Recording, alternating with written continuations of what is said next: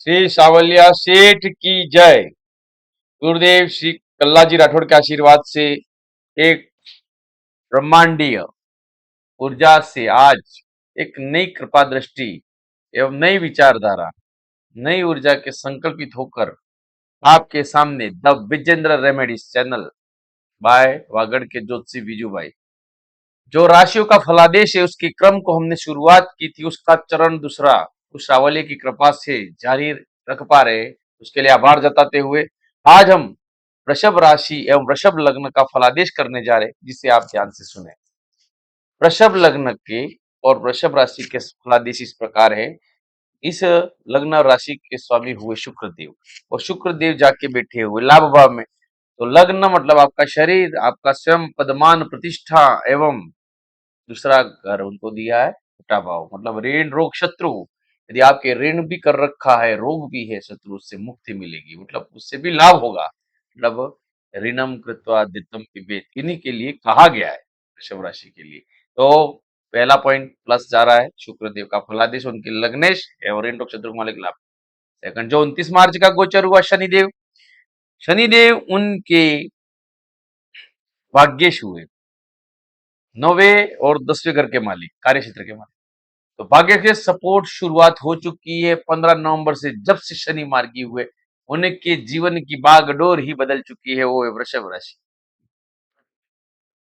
क्योंकि उनके भाग्य के जो सिम्टम है वो दिख रहे हैं।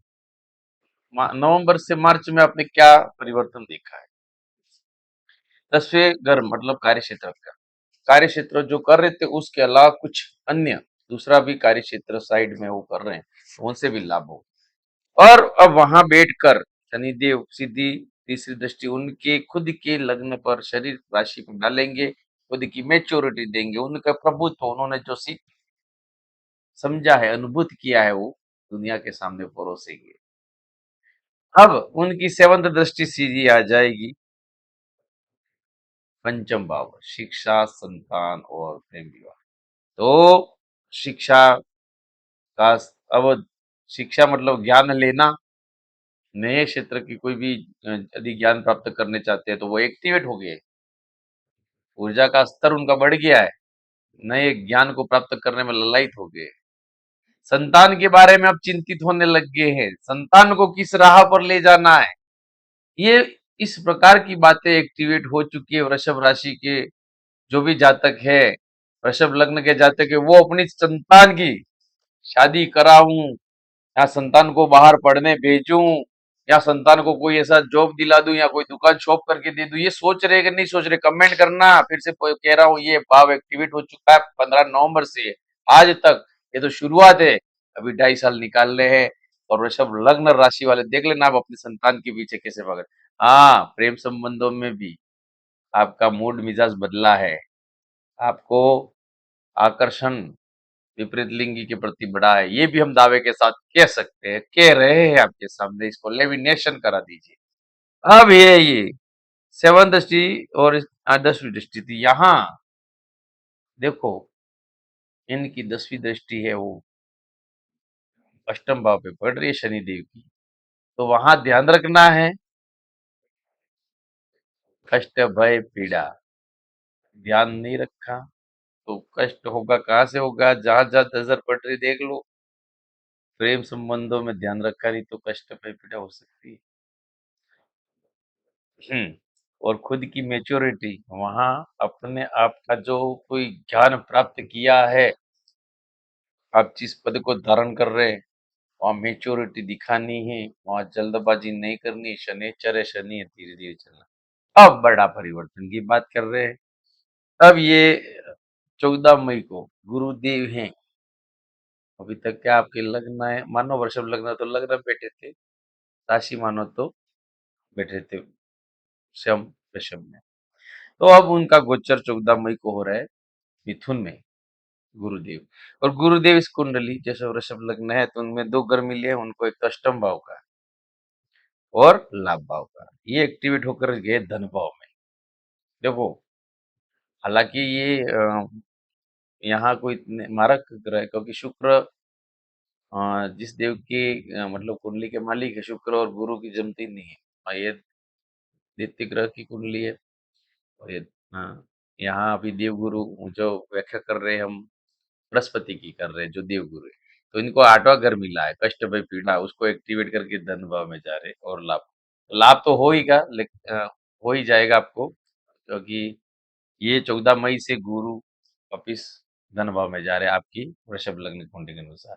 धन, कुटुंब, वाणी से एक्टिवेट लाभ हो जाएंगे, लेकिन सामने उनकी भी पंचम दृष्टि ऋण रोग शत्रु पर पड़ेगी, अमृतमयी दृष्टि।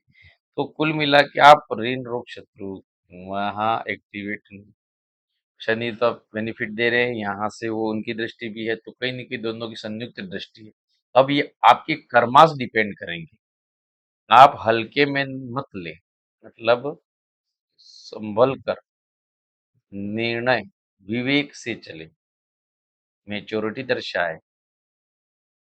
आप अपने जो लक्ष्य है, जो नैतिक अनैतिक, क्योंकि शनि देव 7 में है तो न्याय के देवता है। भले गुरु है, आपके पास ज्ञान है, लेकिन उस ज्ञान का उपयोग सही कार्यों में करें, तब ये डैया आपकी बेस्ट जाएगी। ये हमारा कहना है।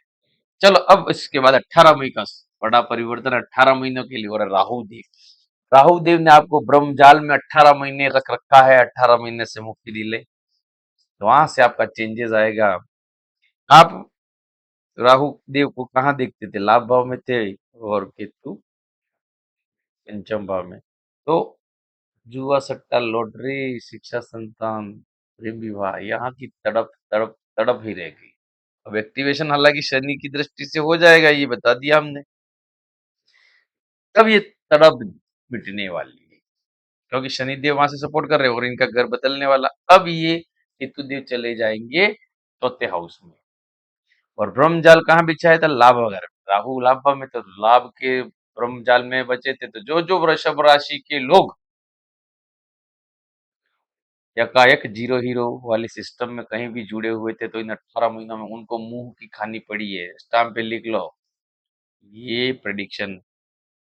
क्योंकि आपके पंचम भाव में केतु थे, तो कहाँ? प्रेम विवाह में, प्रेम में दिक्कत, संतान से भी जो आपका निर्णय संतान संबंधी लेना था वो नहीं ले पाए। अब शनि वहां से सपोर्ट कर रहे हैं, तो काम बनता दिख रहा है। 15 नवंबर से आप बदले हो, वो केवल शनि के कारण बदलाव आया है, क्योंकि वो आपके भाग्य से और कार्य क्षेत्र में है।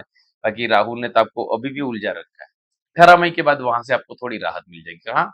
शिक्षा, संतान, प्रेम विवाह में, क्योंकि केतु खत्म हो जाएगी, और लाभ का जो राहु ने एकाएक लाभ दिलाने को जो वादे कर रखे थे वो गलत। अब हाँ, बच के रहना राहु का।